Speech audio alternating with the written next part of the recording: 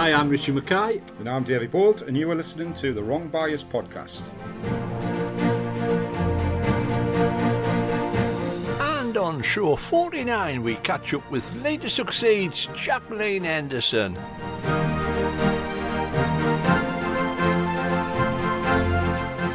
There's a bit of World Bowls chat.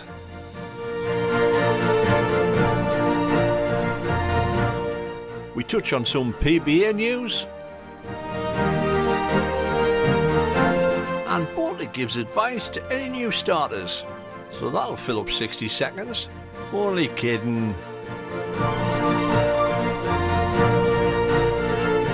As always, thanks to XX20 for their sponsorship of our competitions. We hope you enjoy the show.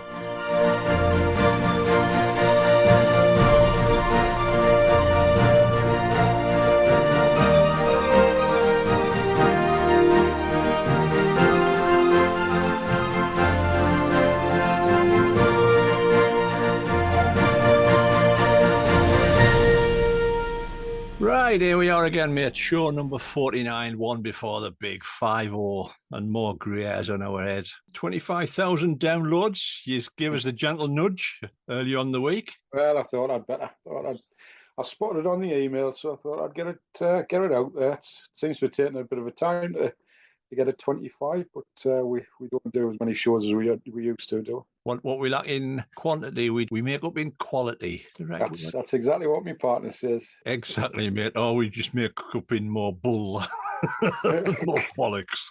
Not the size of the nail, it's the hammer. That's what I always say. Oh, the conversation's gone that way, has it? I see. Anyway, I had a little chuckle from Catherine Rednell, who put a little bit of a post out for us. That was so addictive, she's finding herself choosing us out of every podcast every time I go to the gym. Well, Catherine, if it's any consolation, it may not be gym, but I have the same issue when we go to Greg's. We're here all day. I get a right sweat on over a sausage roll. It's a temperature they're doing to what, and a bit spicy as well. Anyway, new merchandise, mate. We fell on a Wrong Bias mug. Third one for the show. So, yes, the third one for the show. Right. Yeah, so they're available if anybody wants one, but don't go mad, Daft, because we haven't got many. Since our last show, you've only just went and won the Open Singles at Hartlepool, mate. I did, the Easter weekend. Yeah, we never mentioned we haven't been on since then, so... It was a good day. I was... probably some of my best stuff of the season, to be honest with you. The kind of latter end of the draw.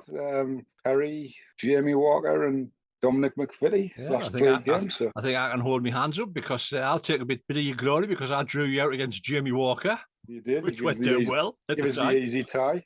At the time. But we streamed it and the streaming went well. I think I've checked and hit about 25,000 downloads on it. So that all went well. Probably the game I enjoyed streaming the most was when you played Jamie Walker. Because you were just like two mates having a roll up. There's plenty of crack on the rink and that laugh and carry it on. So it was fair play. It was and I don't know how many times you've watched the ball that you trailed the Jack for 4 against Mr. McVitie in the first end. Just trying to rack me. Oh, that one. About 75. About 70, that's about 75. The 50th Hartlepool Masters Pairs, which was on the bank holiday Monday, we streamed the quarter-final stage. Congratulations to Gary R. Smith and Gary Farquhar. Really good tournament, good standard. Yeah, it was good. I mean, the extra end in the final, we had 400 people watching, which was quite impressive. Congratulations to Mr. David Kilner, who has had this stadium named after him now, which is a fine honour on behalf. So well done, the Hartlepool Club, for doing that. He's done a lot for the sport over the years, as Dave. So yeah, fully justified. Hartlepool stalwart, and thanks to the IBA and of course the Hartlepool Club for putting up with us for those 2 days. Did a great job, mate, as always. Yeah, it went well, mate. A lot of good comments. EBF finals took place as well. Not at the Newark Club, obviously. The sad news that the Newark Club closed.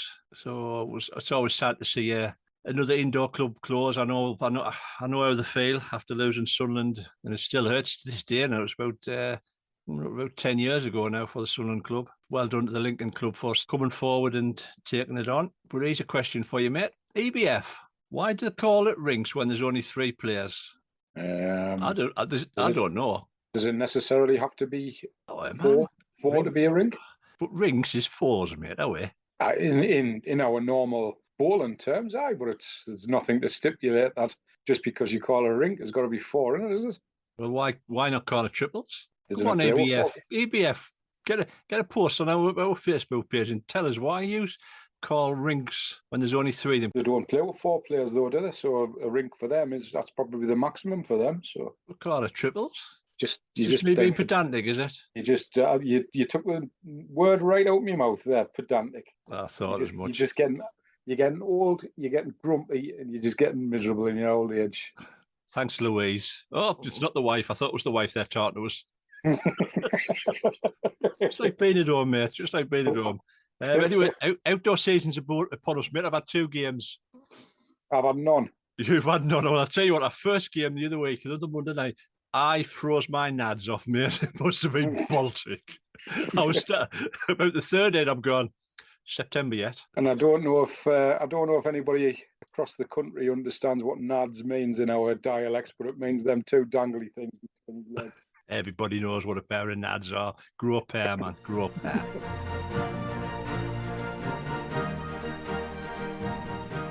So on today's show, we've got Jackie Henderson from our fantastic sponsor, Lean to Succeed. We've been promising to get you on for quite a while, Jackie, and we've finally got you on. Richie, how I laughed last night. I laughed and laughed. Jackie says, have you got some questions prepared for us? Questions? as if we're that professional. It's like, Jackie, they're in my head. Whatever comes out is what you're going to get. That's what worried me. Questions? Think it is the BBC? You'll be expecting cue cards next. Lovely to have you on. And you've been an amazing supporter of ours over the last couple of years and just a fantastic supporter of bowls in general. So we're going to have a little bit of a touch on that. Let's get into the nitty-gritty straight away, Jackie, just for those who are not aware of yourself.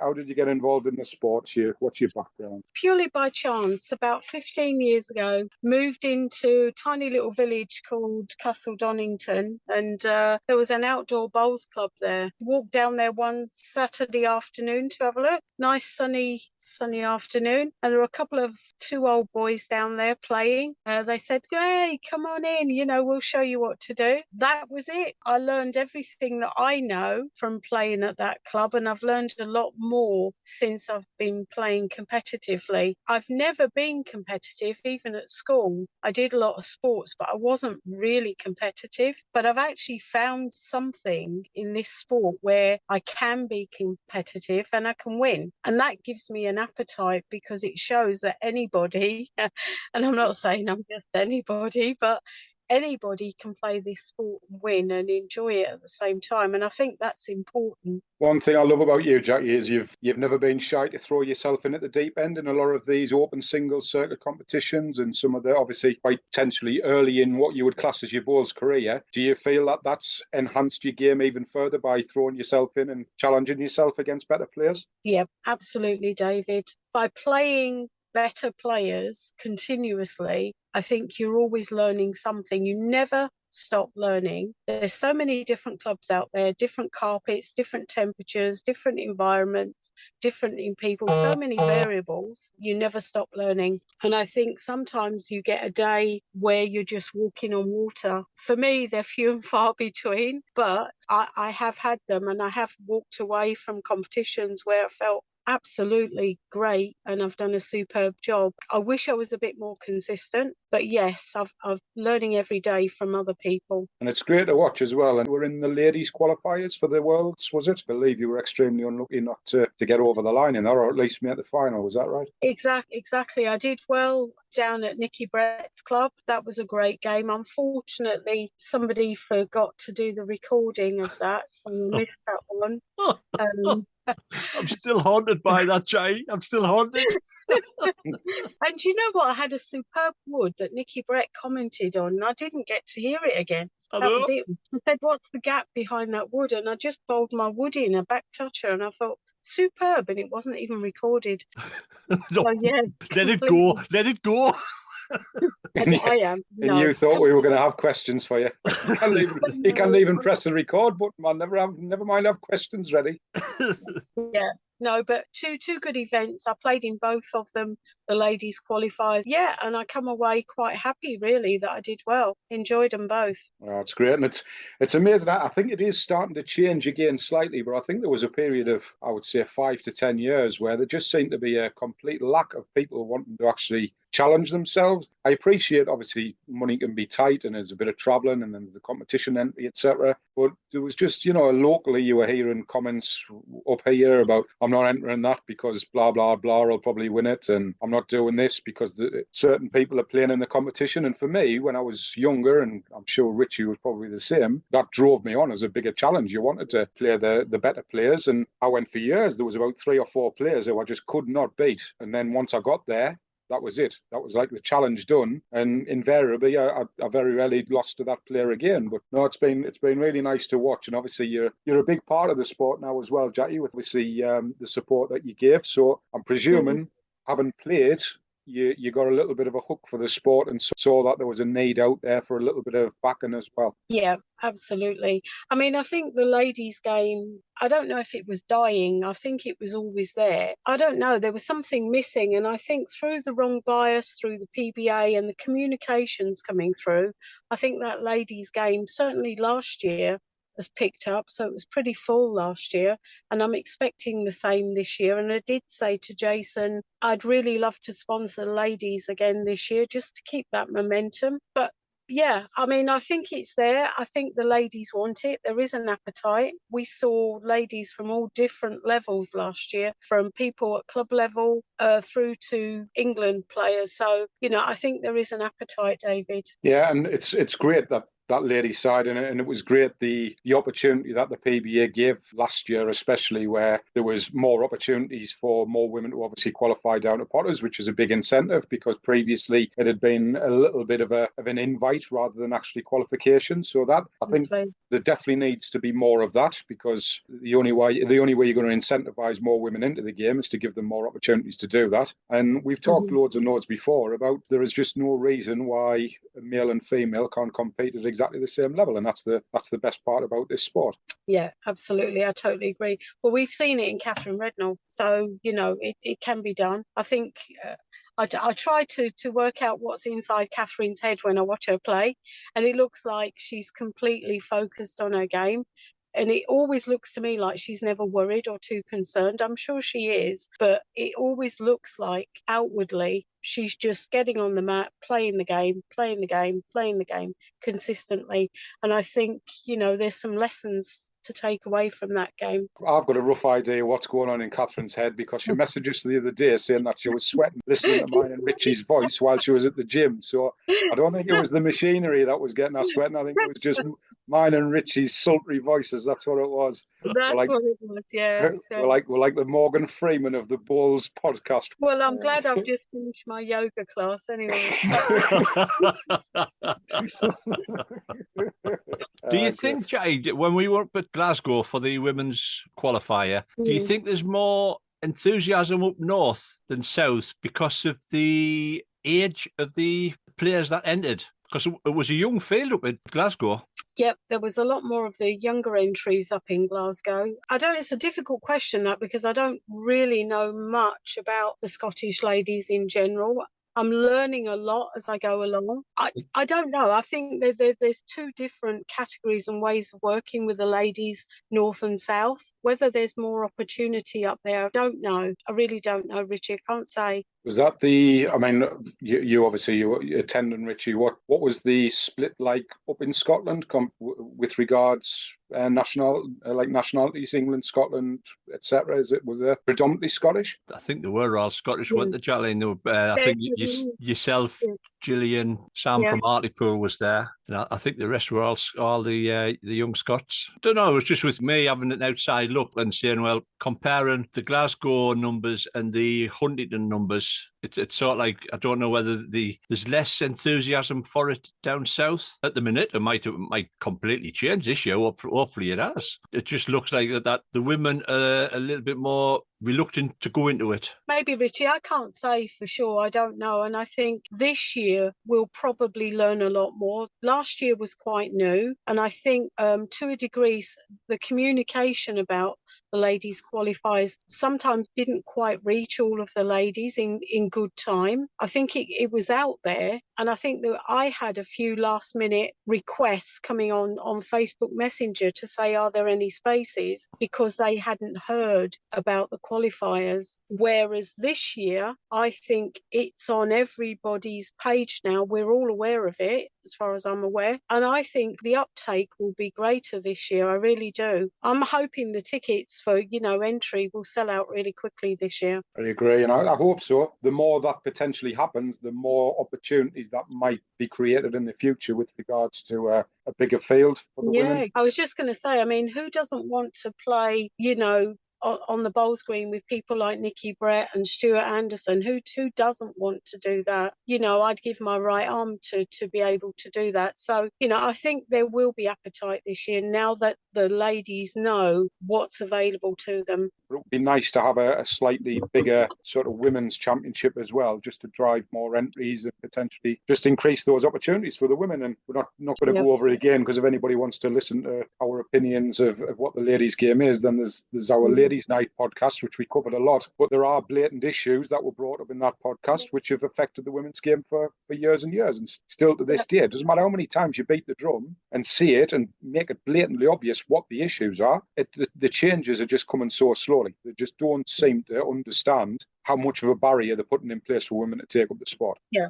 And I think the PBA last year and this year, all of those barriers are gone. As far as I'm concerned, I think they're all gone. Yes, it takes some money to input into it, but I think we saw last year those barriers were removed. It's now available to everyone. And I think we are growing the sport by opening it up this way. I think you're totally right, based on another barrier that was removed, which was you only got one attempt to be able to qualify for a particular competition every season. You could go in one qualifier, but if you didn't qualify, that was it. That was your season done. Whereas now you've got potentially 7, 8, 9 different opportunities to go and do it if you've got the financial backing and able to do so, which is completely up to the individual. But it just keeps the interest going all the way up until the championship. Yeah, absolutely. And I can imagine that there's something within reach of most people, travelling wise. There's clubs all over the country that are partaking in the PBA this year. As we've seen already, the early list that's been released on the website, I think you can start to see that we're covering the country again. Oh, totally. There's opportunities right across the British Isles now. There's no ifs or buts about it. You can go to any of the Northern Ireland, Wales, Scotland, England, and you've got opportunities right across the board there. And those who want to travel across from Wales or Ireland have got multiple opportunities across in England as well. So we're looking forward, David, to maybe some European, some further reaching countries as well, where there may be opportunities for people. But who's going to travel there, I don't know. But at least those doors are open. Totally. And I think, I'm not going to be detrimental about the previous administration. That's the word I'm trying to think of. Richie, you'll have about 14 seconds to edit out there. The previous administration, if you told me 5 years ago that you would have Thailand, South Africa, other countries knocking on the door now saying, we love what's happening, we want to be a part of it, and we want to run our own PBA tournaments, that's a massive step. In 5 years' time, you get to a position where you've got a European or a couple of European events, and then you've got a world event somewhere. Could potentially just start up as a showcase event. And there'll be more from Jacqueline Henderson later in the show. Right, mate. World Indoor Bowls Championships taking place at Warilla in New South Wales, Australia. Just gets me confused this now, because the World Bowls Tour was the World Indoor Bowls Championships, and now I'm just #confused. So, but never mind. Plenty from the home nations going down under. Michael Stepney and Julie Forrest, who won it, I think, when you were in. Last year, I was paired with the Isle of Man, I think it was, because you can't have two. Were you classed England A and England B or something like that? For whatever reason, I was runner-up in the singles. and Andy Walters won it. So the two winners are automatically paired together, but a country can't have two entries. So it ends up being a mixed entry between two countries. That's how that works. All right, right. Of course, England represented by Kirsty Hembrow and Martin Bucket. Yes. And I'm led to believe that Kirsty's got engaged out there. Yeah, on Bondi Beach, which is so really nice. Many congratulations to her and best of luck for the future. The only thing that's disappointing, mate, is that there's not more of it being live streamed. I think it's only the latter 2 days. It's just a bit disappointing considering it's classed as a World Indoor Bowls Championship. Especially for Australia as well. Yeah, you would have very, thought. Very good at streaming. Maybe with it being World Bowls itself, it's not Bowls Australia. Yeah. Keeping with the World Bowls, Gary Smith has stepped down as CEO after 22 years service. Been a good servant to them. I know he's had a torrid last couple of years, I think, with a few home countries. Fair play to the lad to last out 22 years. I think for the World Bowls, the new version of the laws of the sport were released on April Fool's Day. Fine piece of marketing there. Quick well done to Alan Thornhill and to Bernie Hill for putting together the little YouTube thing so people could tune in and catch up what the changes were and what have you. The one thing that I did pick up was the number of people who don't know what to do when a ball goes outside the rink and it's going to hit another ball. The number of questions they got for that. God, man, how many times? Right, mate. Some good news from the WBT and PBA. The qualifiers for 2023-24 season have come out. There's about 17 venues at this minute. More possibly to come for the singles pairs. There's 2 ladies match players and a couple more. And, of course, the Scottish International Open's back. Successful time up in West Lothian. That's back there again, sponsored by Jackie Henderson, who've just been on the podcast, Lean to Succeed. The top 16 seeds have been confirmed for the season. Jimmy Walker, 10, Jason Banks joined 16 with Simon Skelton. The big name to drop out is Alex Marshall. Now, I think I've said this before. I hope Alex has a crack at the qualifiers. I hope he doesn't get a sponsor invite because I think then it would make it feel as if it's you drop out the top 16, then you get a sponsor's invite. What's the point of dropping out the 16? From my personal point of view, a sponsor's invite should go to a young up-and-coming name. Give them the experience. I know you're going to disagree, but I think it was somebody who hadn't achieved what Alex has achieved. If a similar thing had happened to Phil Taylor or Ronnie O'Sullivan, you bet your bottom dollar they would get an invite back. Without Alex has he's done so much that my opinion is Alex, without a shadow of a doubt, justifies one opportunity to try and break back into that top 16, especially based on the amount of competitions that we've got. If there was 15 to 20 competitions across the season, Richie, and there was enough opportunity to score points across that time, and Alex hadn't performed at a high enough level across them 15 to 20 tournaments. But Scotland, I think he got beaten on a edge. I think, if I remember rightly, something happened in his game that basically sets format cutthroat, and obviously that's cost him that game. Trying to remember what happened down at Potters. Played the wrong shot, didn't he?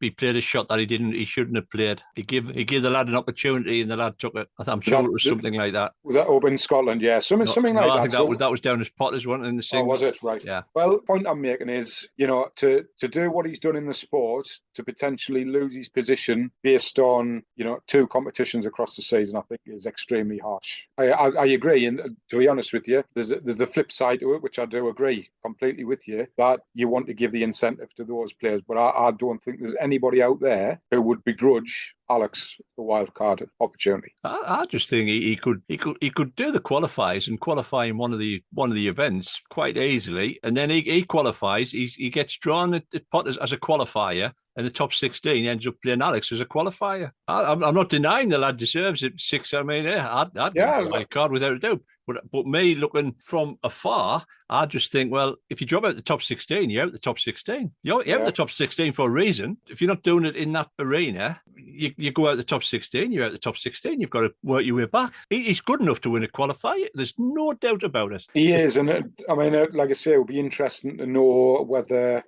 I think Les Gillett dropped out the top 16 at one point and had to fight through the qualifiers to get back in again. I don't know whether he got an opportunity when he dropped out the top 16 to have another go or not. So I suppose from a consistency point of view, if it hasn't happened in the past, then I agree with you. Yeah. I just think at the moment, if it didn't happen next year and he wasn't in the top 16, I would be saying, well, is it now time he's got to fight like everybody else to qualify in? But yeah, just like I say, I think there's pluses and minuses to everything, and I do feel that the lack of tournaments isn't a help with regards to that. But then on the flip side again, the lack of tournaments has been the reason why it's been so hard for anybody else to break into the top 16, which is where I agree with your argument. So interesting. If again, I think it's one of them topics that would be interesting, and I don't want this to.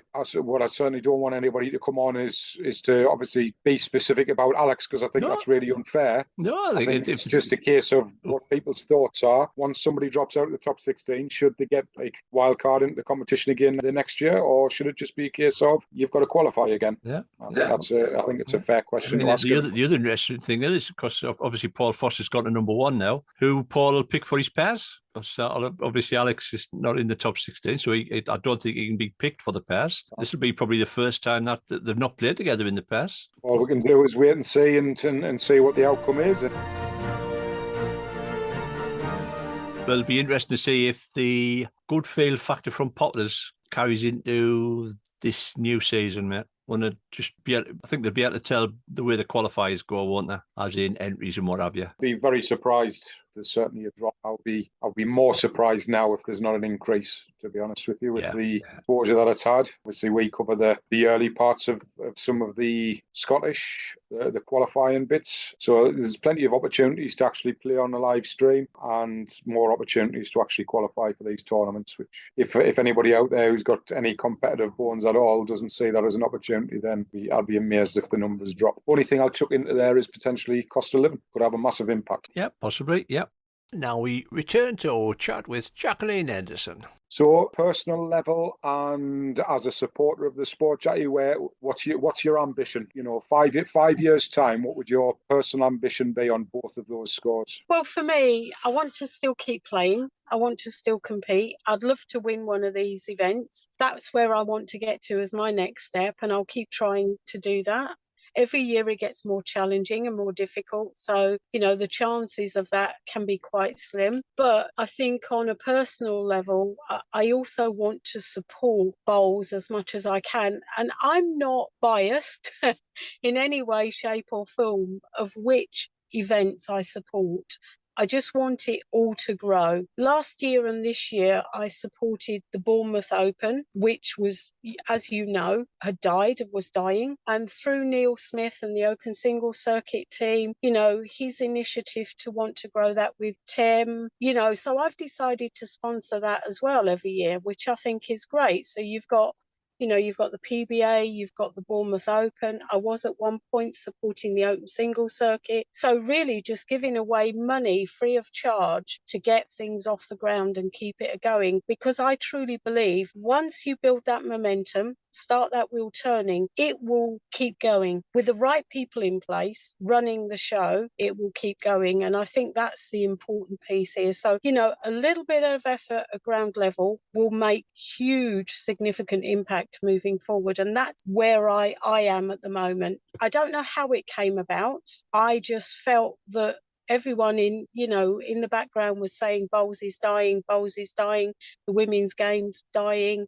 everything's dying, clubs are closing, and that to a degree was true. I'm thinking, well, what can we do fairly quickly? And I call them quick wins. And I think this PBA initiative, sponsoring it, is what we call a quick win. Turned it around in 12 months. In 2 years, it's a great initiative. You can apply that same principle to any of these games. And for me, it's quick wins. These things don't have to take time like turning an oil tank around. They don't. I think it's just people's attitude that stops things from moving quickly. I agree. And, from my point of view, we've talked a lot about, obviously, how sports progressed with certain things. But I've got to say, and for those who do listen to the podcast, I absolutely could not thank you enough for what you've done, because in my opinion, none of this could have potentially happened without your support. PBA's needed that support. They were craving a sponsor, and without those smaller scale, and I don't mean that that in a derogatory way, but that initial groundwork that was put in with your support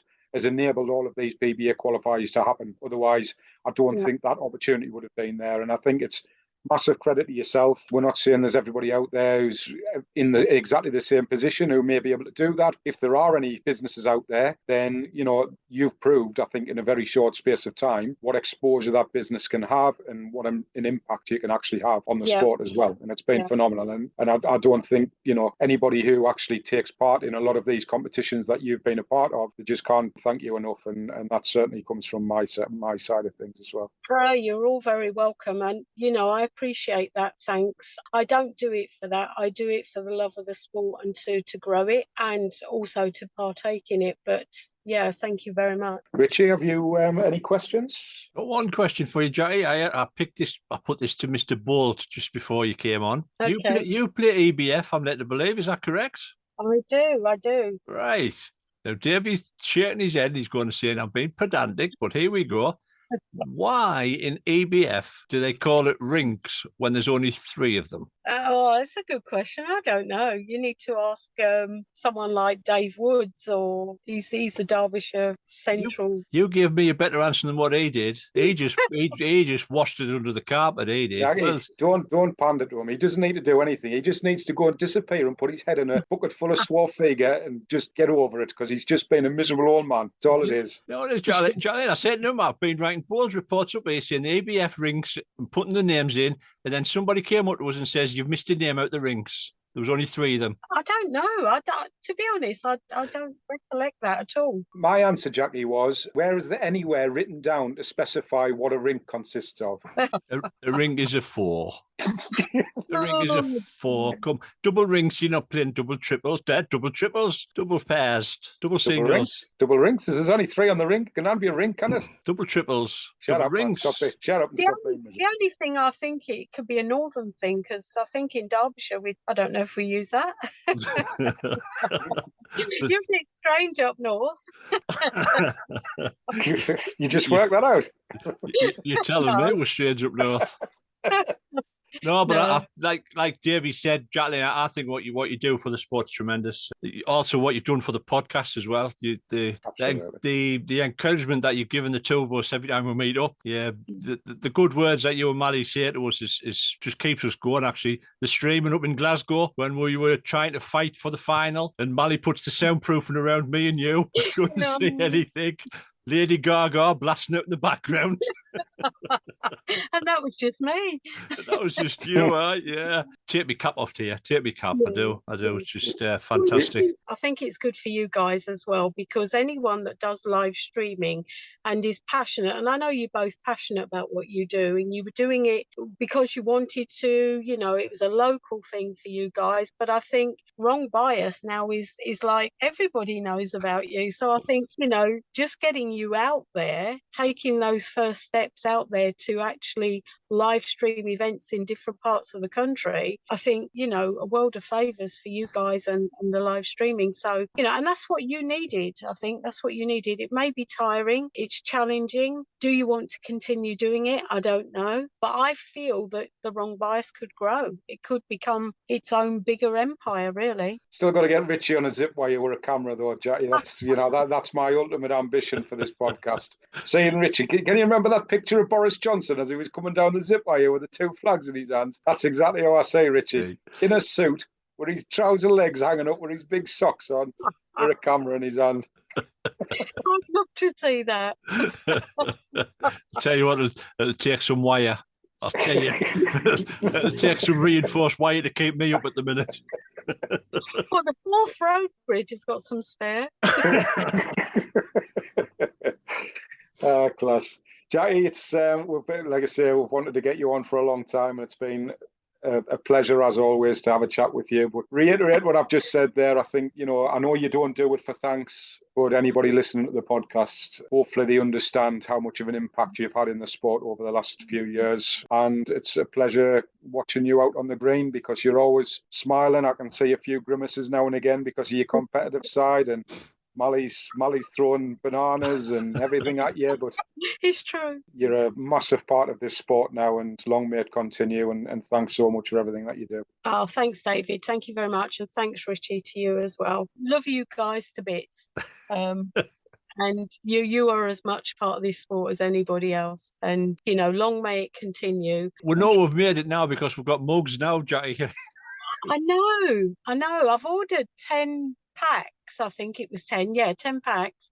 And what we're going to do is hand them out as raffle prizes at the local Long Eaton Town Bowls Club. Just wait until the next instalment, because I've seen cushions next. They've recommended, now that we've got cups, we've got cushions that we're going to have now to put our big backsides on. That's the next one. I think we should have some bowl salt, wrong bias bowl salt. That would be good. And I think we need some T-shirts with suffering, buffering and all of that malarkey on, because our catchphrases have got to get out there somewhere, because nobody else listens to us. Underpants as well. We'll go for underpants. I'll get in touch with Step One or somebody, see if they'll sponsor us. Exactly. You could have a wrong bias and a left bias sock. We like Sports Direct. Great stuff, Jay. Thanks again. Thank you, Jay. Look forward to seeing you soon. Okay, guys, take care. Thanks ever so much for inviting me. I really appreciate it. And you take care, and we'll see you soon. Yeah. Will do. Thanks, Jay. Take care. Okay. Bye. Bye. Right, mate, we've been asked a few times, now we haven't really done it, to give advice to new starters, anybody new coming into the game. So I thought, well, we'll do a quick one and possibly another one further on down the line. So the first one I picked out was the choice of balls, mate. Now, when I first started, you used to determine what size balls you wanted, you used to put your hand around the ball and for your fingers to meet, and that was the size of ball that you wanted. I know I started with Tensilites. I've always played with Tensilites. 4 7/8 in old money, went up to 5s because I'm getting old now. I'm down to 4s. What advice would you have for somebody who's starting, as in choice of balls, mate? Well, I think the size thing's a bit of a fallacy, to be honest with you. It's this whole thing about putting your fingers around the centre of the ball and the meat. And have you seen my big fat sausage hands here? If you think these little I think these little sausage efforts can get round a size 3.5 or a 4. You've got another thing coming. I think I'm about an inch and a half short of getting around the middle of a ball. But my advice I've always given to anybody who has come along for the first time, or I've maybe gone on the green with them, is I've always said your understanding of whether a ball is uncomfortable or potentially too big for you is at the bottom of your delivery. So when the pendulum of your arm drops to the bottom and the weight, load and bearing of the ball is actually at its peak because it's down by the side of your body and it's as close to the ground as it's going to be, if you feel like you've got to over grip or you're feeling as if you're going to lose control of your ball at that point, then my opinion is then your ball's probably too big for you, because at that point there, because it's hand-eye coordination, it's very much touch sport. If you're getting to that point and you're feeling as if you're going to drop your ball, your brain's automatically telling you to not drop the ball rather than concentrate on what you're actually doing on the ground. Yeah. I've always said try and play with as big a ball as what you can play with. So a small ball is always going to feel comfortable in your hand, but it's not necessarily going to give you the maximum benefits. So play with as big a ball as what you can manage, where you don't feel as if you're going to drop it as you're going through your delivery. And as far as bias and everything's concerned, the way the game's gone, everything's gone quite narrow now. So, once upon a time, I would automatically turn around and say, go at least a mid-bias ball, but don't think it necessarily makes any difference as far as the bias is concerned now. I think you've just got to go with something that you either want to go the shortest and narrowest route to get to the jack, or you want to go with something that's going to give you more opportunities to get round balls and to do things. And that just depends on where your ambitions are with where you're going to go in the game. Front end balls, you'll get away with something that's a narrower bias. As you start to move through the order and you get towards the third and skips, predominantly you need something that's going to be able to get round something. So I'll be going at least in mid bias. But again, each to their own. I've seen skips out there who play with a narrow bias and use them well. They just play the shot that suits that particular ball rather than what we would necessarily see as the ideal shot. So that would be certainly my advice on grips are playing, mate. Am I right in thinking these new style of grips on is it the Taylor Professionals, maybe it's the deep ones? Is that to enable people with smaller hands to play with bigger balls? Well, effectively, the scoop grip, for example, on the Aeros that I used until I've just recently changed, was always basically said that you could effectively play with a 3.5, for example, but it was technically a 3. So if your fingers sat into that scoop grip, you were effectively playing with a half a size smaller than what it said on the ball. So there is that. It gives you that little bit of extra control. But again, again, each to their own. It's very, I must admit, it's very rare you see playing grip bowls now. We are a rarity. Everybody seems to be going for the grip, but it's like everything, Richard, it's complete and utter. It's like deliveries. People twist and moan about some people's deliveries. I've seen some of the most horrendous deliveries you'll ever see in your life on some top players in the game. But as long as that ball comes out on a consistent basis every time they let go of it, it doesn't matter what you do. Yeah. You could do a cartwheel on the mat as long as it comes out the same every time. So it's all about comfort. And the main thing out of everything is, and this is why I love the psychological side of the game, your brain is the thing that's going to ultimately make you a good bowler, because that's what gives you a touch through your arm. If you can eliminate anything in your game that your brain's thinking about before you deliver the ball, you'll play good balls, because effectively all you're looking to do is bowl a ball in a direction and get the right weight, and you should get there or thereabouts. Yeah. It's as simple as that at times, but we just make it a lot harder. Just make it harder, mate. It's a bit that gets in between your head, isn't it? It's sorry. Well, you know, we're seeing across the country now, and I really, really feel sorry. Don't mean in a pity way, but we're seeing a few players who've got the yips. That's how influential the brain is on this sport, because if it gets into your head where you effectively, same in darts, when you've got dartitis, if you cannot, your brain isn't allowing you to be free and let go of that ball to do what you wanted to do, then you're going to continually just struggle and struggle and struggle. So you've got to get to a point where pretty much it's easy for me, because you just got to have an empty head. So there's no out in there anyway. So if you can rein it back and get to the simple of line and length, you'll put balls in the area more times than you want. Cost-wise for balls, mate, I know we've discussed this before. You always compare with a set of golf clubs. New set of balls, 350 quid possibly. Would you recommend somebody starting possibly second-hand market? The recommendations I've always given, and I did this when I had the retail shop as well, I would never force a sale of a new set of balls on anybody if I wasn't comfortable in the fact that they knew what they wanted. Yeah. So anybody new coming in, for God's sake, don't go onto the some of these newspapers and things and see a set of balls for 20 quid and go, oh, there's a bargain, I'm going to grab them, because you'll have 6 sets before you realise that you've been absolutely robbed. And yeah, people just trying to get rid of the rubbish out the house. But anybody starting, try and grab hold of a set of balls that you're interested in playing with. Just ask somebody if you can have a couple of practices with them, get on the green, and then if you're reasonably comfortable with them, you're not going to be a superstar all overnight. And I think the biggest thing is you've got to learn how to play the ball, not the other way around. Yeah. Don't get into a situation who I've seen with many bowlers over the years who've got 97 sets of balls and blame the ball rather than their own arm. Play a bad game. Next. Get the other ball out. I knew I should have brought that ball. And that's one of the things I've always tried to make sure I never do. And again, just going back to that, what's going through your head, I'd hate to have 2 sets of balls and go onto a rink and all I'm thinking about is I wish I had the other set. Right. I've tried as much as I can to try and stick with a consistent set of balls over my career. Just make sure that if you get beat on the rink, it's either because your balls haven't suited the rink or you've played much. Well, it's like them that do take 2 sets of balls with them, and they'll 2 on one trial end and 2 on the other trial end. And you say, well, you might as well toss a coin now. When I've done it a few times where I've gone down exactly that, gone onto the rink and gone, oh, what am I doing? I wish I'd had something that turned a bit more. Aye. And I think the only thing I'm potentially going to do going forward, which I've never done before, is I'm going to probably play with a slightly tighter set of balls for singles and play with swinging set of balls, because I predominantly play back end a lot. So again, I don't ever want to be in a position where I've got to chase through a head because I'm not going to get enough bend. Yeah. So I'm going to stick with one set of balls when I'm going and playing singles and work out the rink and just play it for what it is, and then the rest of it I'll just give myself the best chance I can by playing with a swinging set of balls. Right, folks, I hope that's a bit of a help for you. We'll pick something else out further down the line and give you a little bit more guidance to anybody who's starting the game. Right, mate, there we go. Show 49 over and done with, and a smashing little interview with the little mate, Jacqueline Henderson. Lean to Succeed, a brand named after the two of us, mate. We're not lean and we haven't succeeded.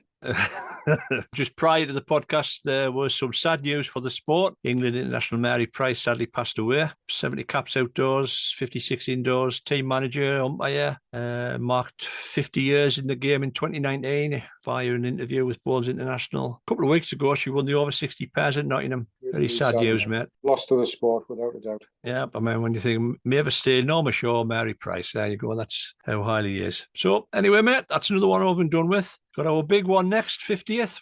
We'll get some sausage rolls and vol au vents, and we'll sit and eat them while we're doing it. Musical chairs. Musical chairs, yeah. Tickly eye go. Pineapple and cheese on a stick. I'll have to read the Black Book again and see how I can get on for the next show. See who the big name is. See who's the big name coming out of the Black Book. Bet it's Jason. I mean, there was two things completely wrong with that statement. Big name, and he is never in my black book. No chance. Anyway, there you go, folks. We hope you enjoyed the show. As I say, thanks again for your support. 25,000. We're well chuffed at that when we first started. If we'd said that at the start, we would have laughed you down the street. In fact, if you said we'd done 49, coming up to 50 podcasts, we would have still laughed at you down the street. So again, many thanks for your support, mate, and thank you very much. Great stuff, mate. Take care, all.